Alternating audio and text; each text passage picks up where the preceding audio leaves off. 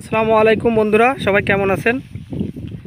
এই যে আমাদের ছোটো ভাই সিজান, সে অনেক পরিশ্রমী একজন ব্যক্তি।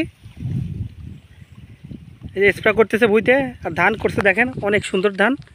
মানে ধান সাজাই রয়েছে, মানে প্রতি বিঘায় আমার তো মনে হয় যে 2 মণ, মানে মানে প্রতি কাঠায় 2 মণ করে হবে, বিঘায় 40 মণ হবে, এরকম একটা বিষয়। দেখেন আমাদের মাঠের সে স্প্রে করতেছে।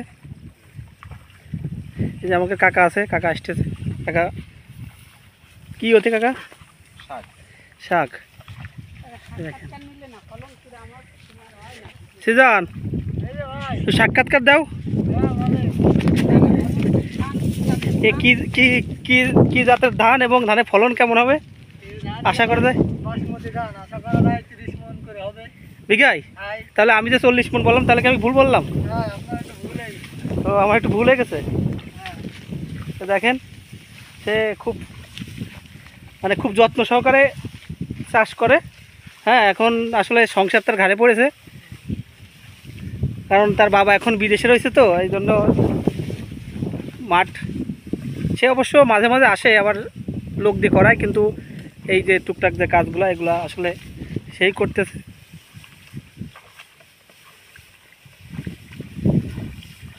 দেখেন খুব সুন্দর সুন্দর মাঠ, পুরো মাঠ ধান, এই কৃষকের স্বপ্ন। আর আর কিছুদিনের মধ্যে পেকে যাবে। এই যে এই পাশে আমাদের এক কাকা আছে, কাকা ওই পাশে পিএস তুলতেছে। যে কাকা, তো কাকার হলো প্রচুর প্রচুর রৌদ্র, তো কাকার আবার মাথায় একটা ক্যাপ দেওয়া উচিত ছিল।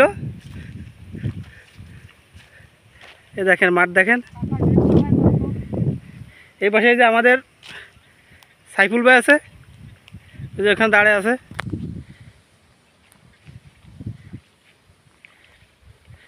সেও ধান করছে মাঠে, প্রায় 12 বিঘা মতো করছে।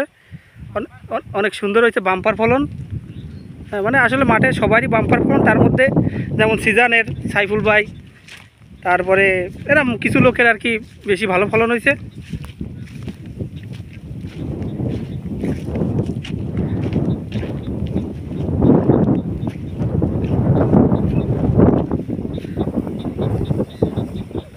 আসলে আসলে আমরা ধানের চাষ করতে কিন্তু আসলে অনেক অনেক পরিশ্রম এবং অনেক কষ্ট হয়, কিন্তু ধানের দাম যখন একটু বেড়ে যায়, তখন আসলে কিছু লোকের মানে খুব সমস্যা। হ্যাঁ, বারবার কিছু সাংবাদিক আছে বারবারই করে, মানে ধানের দাম 1500-1600 এরকম বলে, কিন্তু আসলে ধান উৎপাদন করতে কত কষ্ট, কত পরিশ্রম।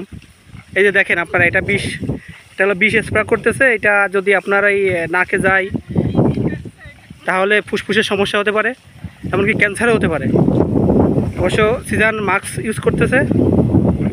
হ্যাঁ, এখন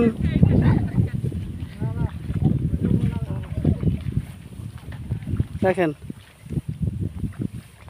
আসলে কৃষকের কোনো জিনিসের দাম বাড়লেই কিছু কিছু অসাধু লোক আছে, তাদের চুলকানি বেড়ে যায়। তারা বারবার বলে ধানের দাম এত, চালের দাম এত। আসলে যে এটা উৎপাদন করতে কৃষকের যে কত কষ্ট হয়, এটা আসলে বোঝে না তারা।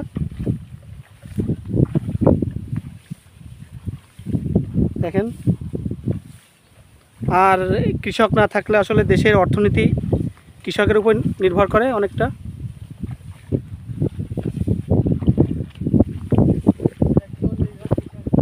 আপনাদের যদি ভিডিওটা ভালো লাগে, তাহলে শেয়ার করবেন, করে অন্যকে দেখার সুযোগ করে দেবেন। আর যারা এই কৃষকের কোনো জিনিসের দাম বাড়লে, ধানের দাম বাড়লে, চালের দাম বাড়লে একটু চুলকানি বেশি বেড়ে যায়, তাদেরকে বলবো ভাই আপনারা একটু কৃষকের দিকটাও দেখেন। সারের দাম যেমন অনেক বেশি, কীটনাশকের দাম বেশি, তারপরে সব কিছুর দাম বেশি, কিন্তু ধানের দাম সেই তুলনায় অনেকটা কম।